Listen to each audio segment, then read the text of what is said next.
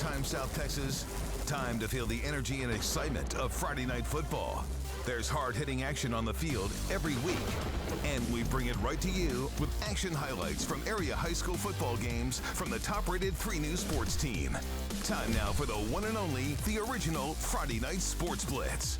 Sponsored by CCA Texas, Ewald Kubota, Texas A&M University Kingsville, and the Coastal Bend Sports Hall of Fame. Hey, good evening, everybody. Welcome to Week 10 of the Friday Night Sports Blitz. I said earlier I thought this was going to be the best week of games, especially at the top, and man, did they deliver tonight. Man, it lived up to the hype. We can't wait to show it to you. Let's waste no time, right? Game of the week, roll it. Okay, huge game here. Yeah, a couple of unbeatens tonight. You know it, 8-0 for both of them, both at the top of the district. The Flower Bluff Hornets, the PSJA North Raiders, head coach Clint Elwood ready to go starting on 4th down. And so PSJA with the ball, Darren Garcia is going to find Ethan Guerrera, and he's going to take this one in for the touchdown. At that point, they were leading 14-0 and in the driver's seat early. Raiders coming on the road, that big early lead. Jaden Pelucio now with plenty of time, and so he is going to find a way to advance the ball a little bit further. Tyler Simpson almost taking it all the way. Now Pelucio even closer to the end zone. He'll find Jace Raines right there in front of him. And that touchdown cut the lead in half, 14-7, PSJA North leading. Now we're going to fast forward in time to the 4th quarter. Jaden Pelucio finding Cameron Dixon for the touchdown. That gave them the lead, 21-14. But this game was far from over. Game tied at 3 seconds and a missed field goal. Oh, wide left. Jorge Alvarez missing it, and that forces overtime. Raiders had a chance to steal one on the road, couldn't do it in regulation, maybe in overtime. Ethan Guerrero now for PSJA North is going to take this one to the house, into the end zone in overtime. That gave them the lead, but a missed extra point. Oh, wide right. It was wide left before, now it's wide right. At a crucial time, so that sets up Cameron Johnson, who can run it in for the Hornets. They take, or they at least tie it at that point with an opportunity to take the lead and win. And they do, and Flower Bluff takes the win in overtime. Cam Dixon's loving it. The whole team is loving it. It's pandemonium in Flower Bluff.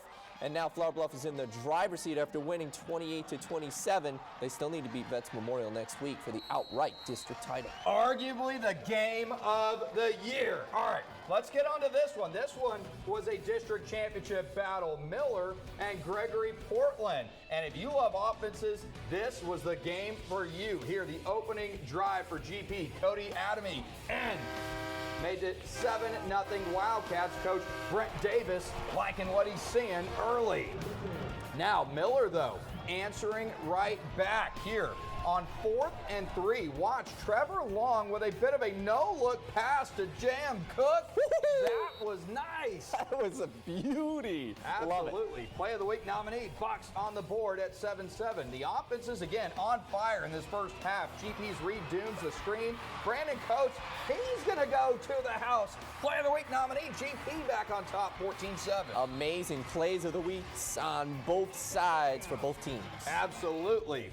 Then here, though, Miller answering back. Trevor Long going to roll out and hit his man, Ethan Vela, and he gone for the touchdown. Oh, my word. He tried to stop him, but there's no stopping Miller once they get that head of steam. Absolutely. Coach Justin Evans liking what he's seeing, 14-all. Still in the first quarter, Reed Dooms to Coates again.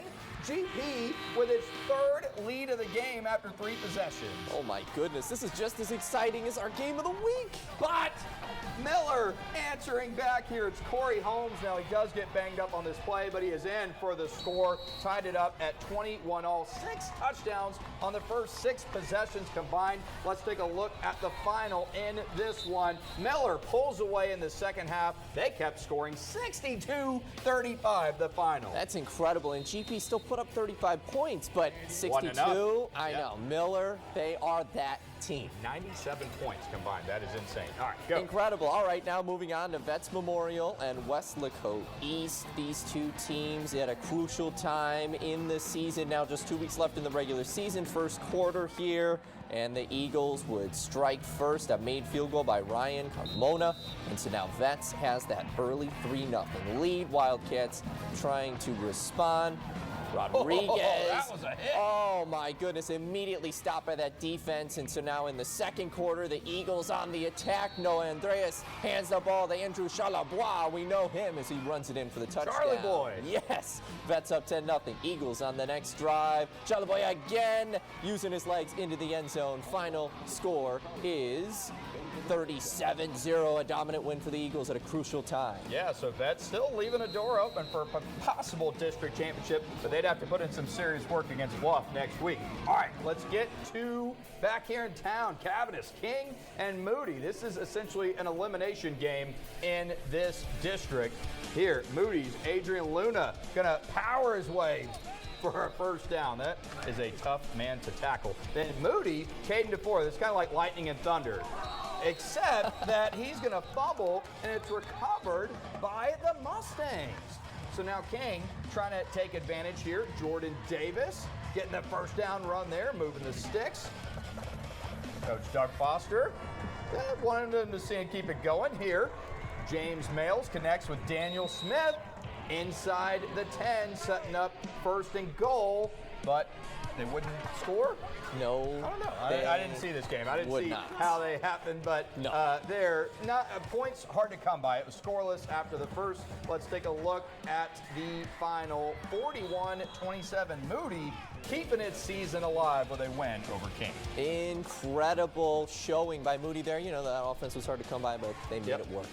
So I'm not sure exactly what the situation is. I know Moody would need to beat Carroll next week to even have a chance then at the playoffs. But again, how about that Flower Bluff North game? We were watching the feed coming in from our camera there, just back and forth, ping-pong in the whole game. I know, man. An incredible way to get our show started and just amazing. The first two games, it seemed like it was just back-to-back, what's going to happen?